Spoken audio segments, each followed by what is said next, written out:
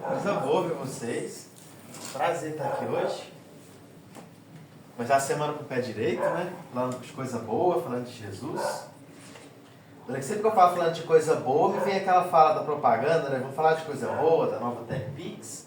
A gente segura e fala de Jesus, né? Quem tá cego sai de mim. Gente, hoje eu acho que eu pedi inspiração para o tema de hoje e me veio uma passagem que eu tenho muito carinho, que é uma passagem que está na coleção Fonte Viva de Emmanuel, no livro Vinha de Luz, item 134, que se chama Alfaia.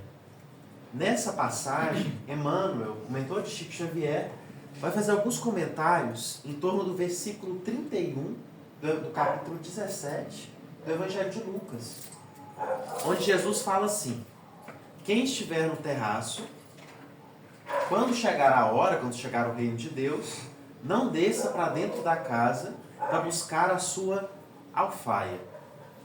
Aí alguns devem estar se perguntando, o que é alfaia, né? Primeira vez que eu li essa palavra, eu pensei, será que é igual alface? Parece uma folha, né? Alguma coisa de salada. Só que alfaia significa móvel ou objeto. É um objeto.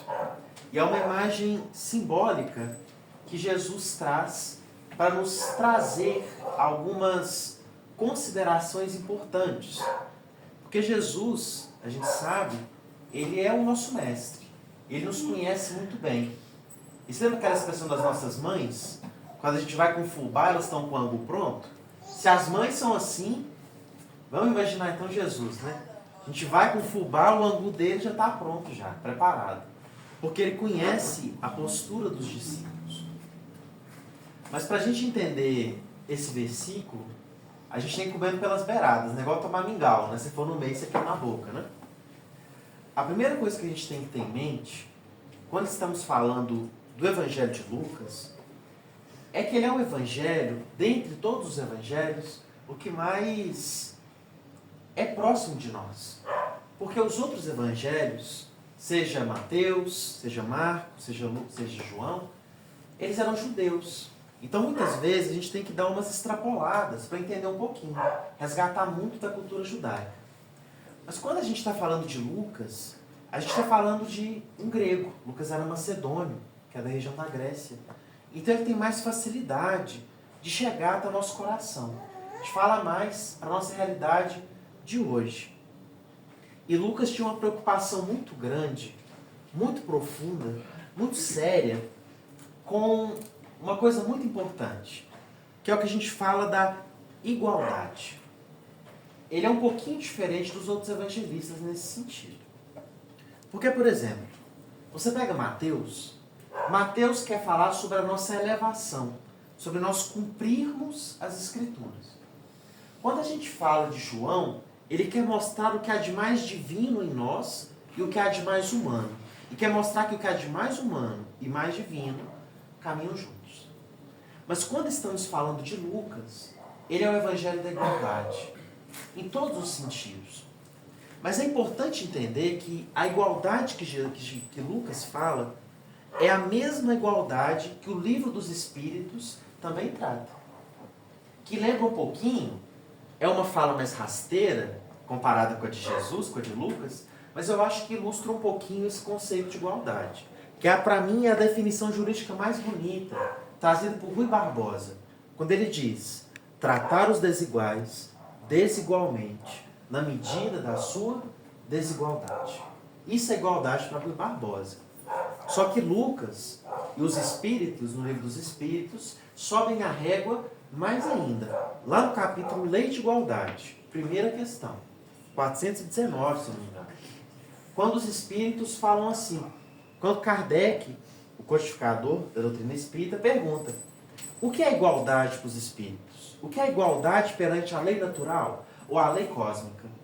E os Espíritos vão dizer assim: todos os Espíritos são iguais dentro da sua potencialidade divina. Quando a gente fala de igualdade, a gente não está falando que todo mundo é igual. A gente está dizendo que todo mundo carrega Deus em si. E o compromisso de todo cristão é despertar o Deus que habita em si mesmo e o Deus que habita no outro. Daí tão bonita aquela saudação do, não é? O Namastê. O Deus que há em mim sauda o Deus que há em você. Com Jesus não é diferente. A doutrina espírita, ela tem esse dom.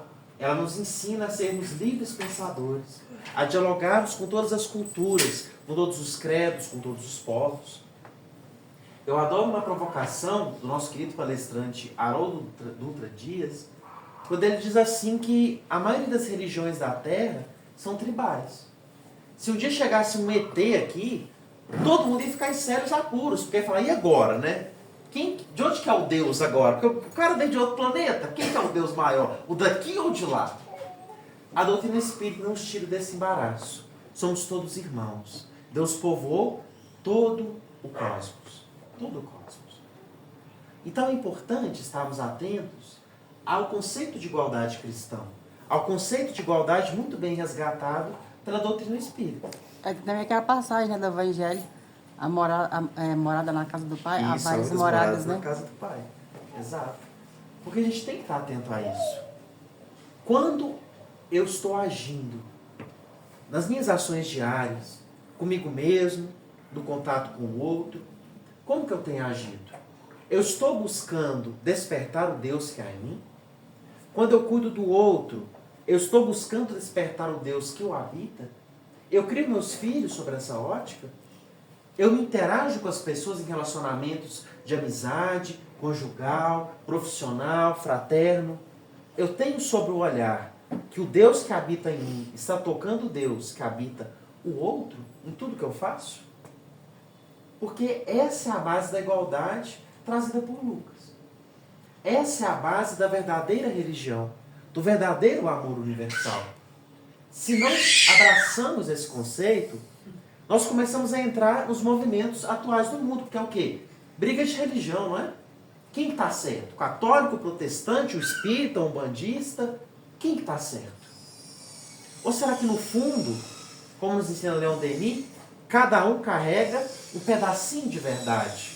E se temos sabedoria, se temos presença de espírito, vamos colhendo esses pedaços e aprendendo a fazer brilhar a luz no nosso coração. Pois todas as religiões conduzem a Deus. E a religião suprema, a religião cósmica, a religião divina, isso é Emmanuel que nos ensina, no livro Emmanuel, só existe uma religião, que é o religare, o despertar Deus em você.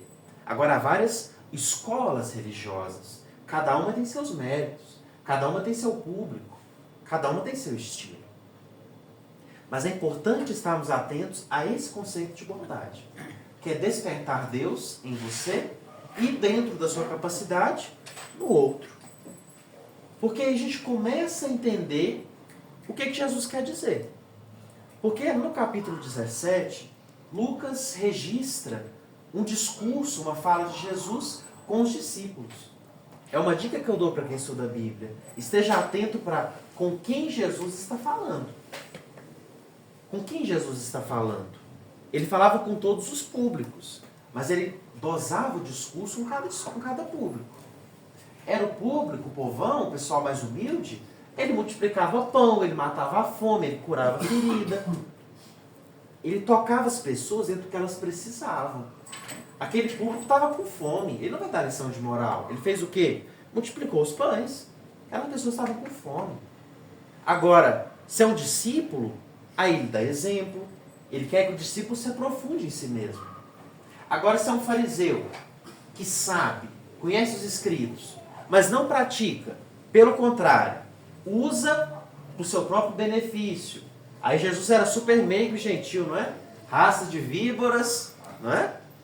Super doce, né? Meigo. Viu os vendedores do templo, super meigo, né? Pegou a chibata e toma-lhe chibata. Ele respeitava o povo.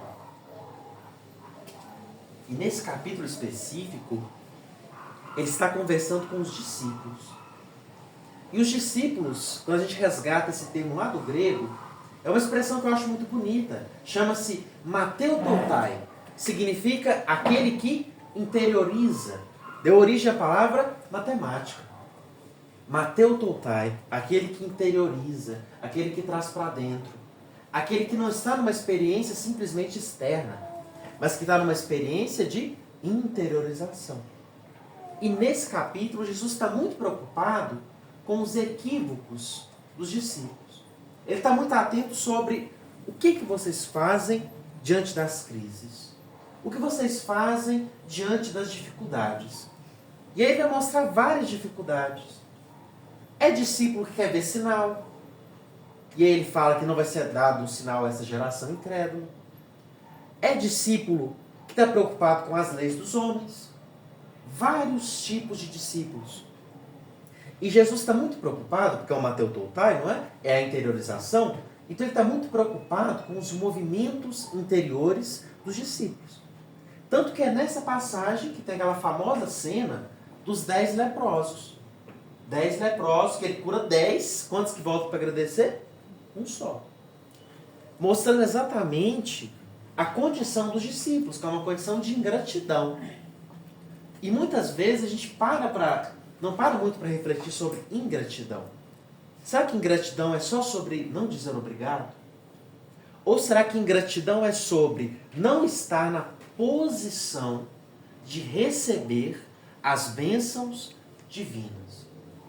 Porque Deus é infinito e pródigo em amor, não é? Sempre foi. Ou será que antes de Jesus ele não era? Será que Deus não era bom, aí Jesus chegou e resolveu ser bom? Isso não existe, né? Isso não tem sentido. Por isso que a gente lê o Sermão do Monte, lá em Mateus. Se você ficar bem atento, você vai ver que é Jesus o tempo todo. Aprenda a identificar a bondade de Deus. Tanto que Jesus fala assim: sede perfeitos, como perfeito é o vosso Pai que está nos céus. Esse vosso Pai me pega demais. Porque quando você vai rezar, é Pai Nosso, não é? Já atrapalha tudo quando você começa o Pai Nosso, né? Porque não dá nem pra você pedir para ganhar na loteria, né? Porque é Pai Nosso e todo mundo ganha, né? Não tem jeito. Não tem jeito de você pedir mal para alguém, porque é Pai Nosso. Mas quando ele fala, sede perfeitos, como perfeito é o vosso Pai que está nos céus, Jesus está fazendo uma provocação muito grande. É o último versículo do capítulo 5 de Mateus. O último, 38, se eu não me engano. Por que ele fala vosso Pai? Será que alguém aqui, encarnado ou desencarnado, está em condições de entender o que é a visão de Jesus do que é o Pai? Plena, assim? Será que nós damos conta de captar o que Jesus entendia de Deus? Claro que não, né? Daqui a uns bilhões de anos, talvez. Somos espíritos imortais, ninguém está com pressa, e temos um compromisso com o Deus que é em nós, não é? Mas a gente ainda não entende Jesus. O jeito que ele entendia. Então ele, na sua humildade, na sua praticidade, como mestre, ele diz: sede perfeitos, sede cada vez melhores, como o vosso Pai, ou seja, como você entende Deus. E é importante entender, essa palavra perfeito, que ele usa lá em Mateus, ela vem do grego telos. Telos não é exatamente perfeito no sentido de sem defeitos. Telos é no sentido de cumprir-se um objetivo. Tanto que, quais palavras que vieram para o português? Telefone, televisão. Por quê? Tele de direção. Televisão, a visão chega a você. Telefone, o fone, o fono, o som, chega a você. Telos. Por isso, sede perfeitos, como perfeito é o vosso Pai que está nos céus. Busque ser perfeito, busque ser melhor, conforme que você já entendeu, conforme que você já captou de Deus. E esse é o cerne da fala de Jesus. Ele pega esse telos para que a gente aprenda a usar dentro da nossa rotina, da nossa vida. Ele vai apontando o mundo. Porque o principal desafio do discípulo, do Mateu Toltai, é o mundo, não é? Somos espíritos imortais. Somos filhos de Deus. Somos portais através dos quais Deus se expressa. Todos nós. Por isso Jesus diz lá em João, né, capítulo 14, vós sois deuses. Todos nós somos. Só que a gente sabe ser? Não. A gente está aprendendo. Em termos espirituais, ainda somos crianças. Estamos crescendo. Qual que é o diferencial de Jesus? Muita gente adora falar assim, Jesus morreu por nós. Morreu mesmo. Só que muitos também morreram. A grandiosidade de Jesus é que ele nos mostra o que Deus espera de nós. Por isso que tem um Antigo Testamento e um Novo Testamento. Testamento significa aliança. O que é o Antigo Testamento? É o povo hebreu que teve um mérito bonito. Eles falam, olha, eu olhei a natureza, eu estou com os profetas e eu entendi uma coisa. Só tem um Deus. Só tem um Deus. Gente, isso 10 mil anos atrás era uma revolução e tanto. E uma confusão e tanto. Porque se você tinha o Deus da guerra, você fazia uma guerra, você matava alguém para alimentar a guerra, né? Você queria arrumar um amor. Deus do amor. O que você fazia? Pegava o Deus do amor, põe de cabeça para baixo dentro do armário, né? Resolvido. Mas só tem um Deus. Aí deu ruim. Aí enrolou. Essa é a pergunta que perlustra o Antigo Testamento. O que é o Novo Testamento? É a vinda de Jesus. E Jesus é o quê? A resposta às perguntas daquele pessoal. 10 mil anos. 100 gerações de pessoas tentando entender o que Deus espera. Aí vem Jesus. Por isso que tem Mateus cumprindo profecias. Não é que Mateus tem um hobby, cumprir profecias. É que ele quer mostrar as respostas de Jesus. Por isso temos que estar atentos. E o que é a Terra? O que é a vida? O que é a reencarnação? O que é nós aqui, nesse momento, cada um no seu corpinho, uns em corpo de homem, outros em corpo de mulher, depois vai reencarnando, troca. Por quê? A Terra é a escola formadora dos espíritos imortais. É a escola formadora. Nós estamos aqui para aprender. Cada reencarnação você aprende um pouquinho. Você vai experienciar pobreza, riqueza, saúde, doença, conhecimento, dificuldade, dramas diversos. E você vai se exercitando como espírito imortal. Por que a gente diz isso? Porque esse é o público de Jesus. Jesus não fala para homens e mulheres. Jesus fala para espíritos imortais em formação. Por isso que ele foi para aquela cruz e voltou. Paulo nos ensina isso na carta aos Gálatas. Ele diz assim, se Jesus não tivesse voltado da cruz, vã seria a sua doutrina. Imagina, o homem vem, fala aquelas coisas bonitas e morre e acabou. Não, ele volta para mostrar, olha, a vida continua. Somos espíritos imortais. Temos um compromisso com a revelação do Deus vivo que habita em nós.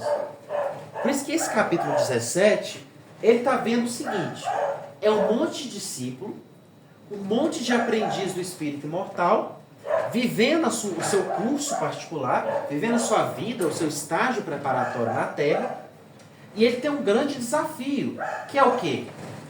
As ilusões do mundo. O mundo nos ilude o tempo todo, não é? Tem as mais diversas ilusões. Vontade de comer mais, vontade de dormir mais, vontade de amar mais. O mundo nos ilude. O mundo vem trazendo várias coisas que nos distraem do nosso compromisso. Então ele vai galgando. Ao longo do capítulo 17, ele vai galgando os desafios.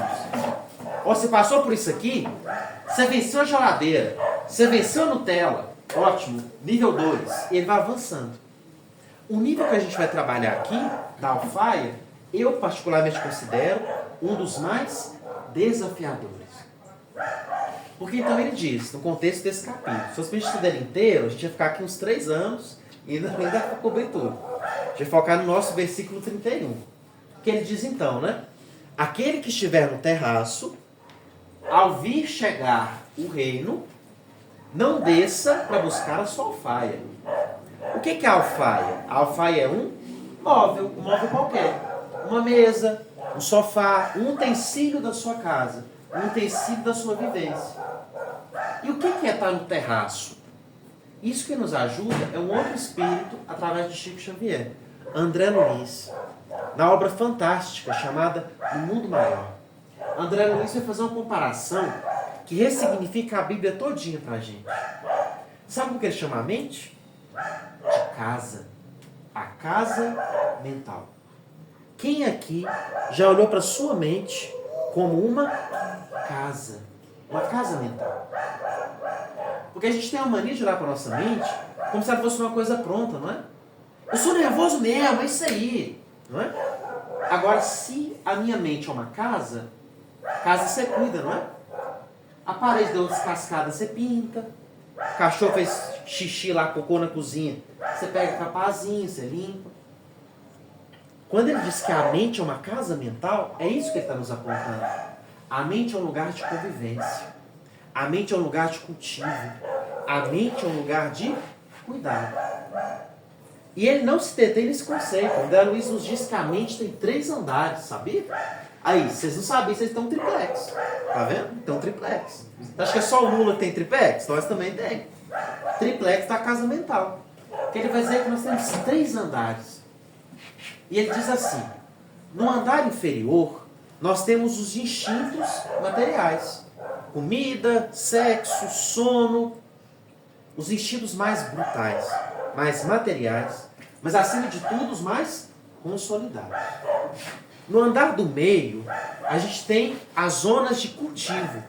Tudo que você está cultivando agora, você tem no andar do meio. Se for para academia treinar, está cultivando. Até aquele dia que você fala, cara, eu vou para academia que se eu não for nem durmo. Aí já foi para o andar de baixo, virou costume. Tudo que você está cultivando é o andar do meio. Estou começando a ler. Aí eu leio 15 minutos, me dá aquele sono, eu tenho que levantar, tomar água, voltar de novo. Andar do meio. Acostumei a ler até bula de remédio. Andar de baixo. E temos o andar de cima, o terceiro andar, a cobertura. Que é o quê? O andar das nossas potencialidades divinas. Porque o Lucas não versa sobre igualdade. Ele não traz as potencialidades. As potencialidades estão onde? No terceiro andar. Terceiro andar. E por que Jesus está falando? Quando você estiver no terraço, ele está dizendo que você está focado no seu desenvolvimento espiritual. No seu despertar como ser espiritual. Essa é a pegada. Mas ele diz, não se descuidais e desçais para dentro de casa para pegar a sua alfaia. E aqui a gente tem que dar os parabéns para Emmanuel. Pelo seguinte, quando você vai lá no grego original, no grego koiné, Lucas usa a expressão esquios. Esquios significa qualquer móvel. Uma frigideira, qualquer coisa que você gosta. Só que Emmanuel, quando ele vai traduzir para o português, ele escolhe a palavra alfaia. Essa palavra alfaia era um conjunto de utensílios domésticos do povo judeu para um dia específico, para o sábado ou para o Shabat, o dia que eles ficam lá quietinhos, cultivando, religiosamente. E Emmanuel tinha um objetivo com isso. Ele queria mostrar a quem Jesus se referia nesse utensílio doméstico. Sabe a quem ele se referia?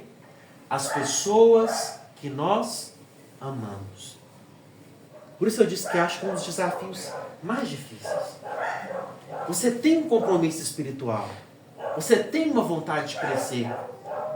Mas as pessoas da sua casa, as pessoas da sua família, talvez não tenham. E aí Jesus aqui está dizendo, se você está no terraço, não desça para dentro de casa. Não desça. E quando ele diz isso, ele não está dizendo, ignora o povo da sua casa. Não é isso que ele está dizendo. Porque o movimento aqui é um movimento interior.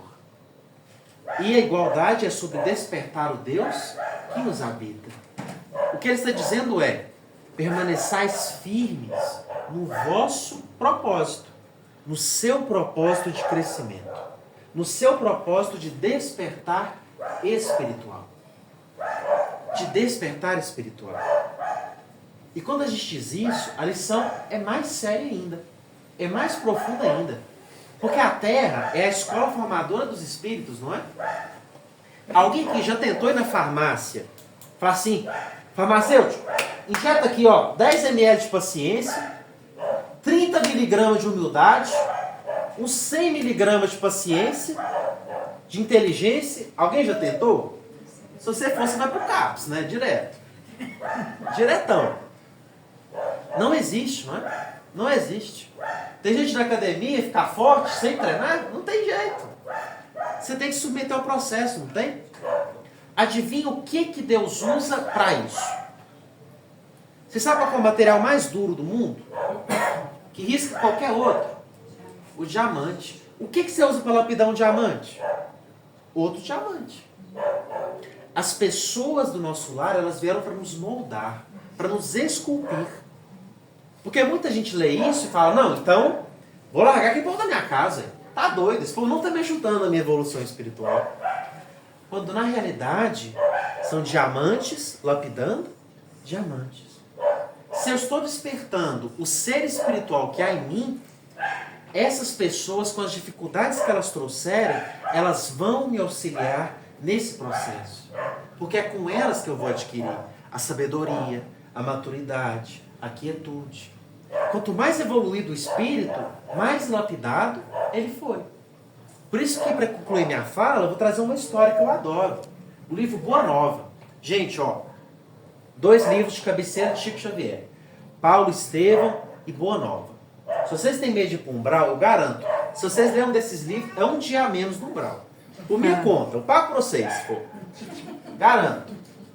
Leiam esse livro. Principalmente o Boa Nova, porque ele é curtinho. E se Paulo estudar Estevão... uma semana? É, uma semana. Aí ele paga. O Paulo Estevão é um romance maravilhoso, magistral. Mas aí você não tem tanto hábito de leitura, vai no Boa Nova. São 30 casos curtinhos. Você só toma um cuidado. Fica com um lencinho do lado, que você vai chorar um pouquinho. Mas vale a pena a experiência. No capítulo 15, nós temos uma figura extraordinária. Joana de Cusa. Joana de Cusa era uma mulher riquíssima, poderosíssima. Uma socialite da época. Casada com um Cusa. Joana de Cusa, mulher do Cusa. E o Cusa era o braço direito do imperador romano da cidade que Jesus operava, Cafarnaum. E a Joana de Cusa, ela era muito cristã. Muito cristã. Cristã com boa, mas é porque nós tudo juntos. E um dia, ela falou, cara, cansei do Cusa. O Cusa só quer dinheiro e molecagem. E eu quero seguir Jesus. Ela vai até a casa de Jesus, que ele está lá com Pedro, na casa de Simão Pedro. Fala, mestre, vou largar aquele homem, vou te seguir e vou fazer a diferença. E aí Jesus fala para ela, nas minhas palavras, por favor, tem que resumir o trem aqui rapidão, que o tempo está acabando. E por que você acha que você tem que deixar ele para me seguir? Por que você acha, Joana, que você tem que deixar Cusa para me seguir? Será que você não entendeu que o Cusa é o instrumento que Deus te trouxe para o seu crescimento? E aquela mulher que achava que sabia o que era ser cristã, decidiu seguir a proposta de Jesus. Decidiu seguir a proposta de Jesus. E vivenciou o evangelho com Cusa. Cuidando do Cusa. E aí ela foi tão boa nessa tarefa que Deus deu um prêmio. Ele deu um filho mais gostoso que o Cusa. E ela criou o Cusa. E criou o filho do Cusa. E o Cusa morreu. E ela viveu uma vida, então, ela era rica, né? Pobre, serva, humilde. Mas firme nos propósitos do evangelho. Porque por enquanto você está achando que é mau negócio, né? Eu também achei. Até esse ponto. Ela vai para os Coliseus romanos. Ela vai morrer. Queimada. Ela e o filho. E aí o soldado diz assim, o teu mestre te ensinou a morrer, não é mesmo? E ela disse, e também a vos amar. Perdoar não, perdoar é pouco. A vos amar. Amar. E quando ela morre, porque são aprendizes do espírito mortal, não é? Ela é recebida por quem? Por Jesus. E ele diz, vem Joana, tem de bom ânimo, pois nós vencemos o mundo. Sejamos como Joana de Cusa. Vençamos o mundo, abracemos nossos dramas e permitamos que os diamantes em torno de nós nos lapidem, pois somos espíritos imortais em jornada de crescimento. O Cristo que há em mim, salva o Cristo que há em cada um de vocês. Muito obrigado, meus queridos.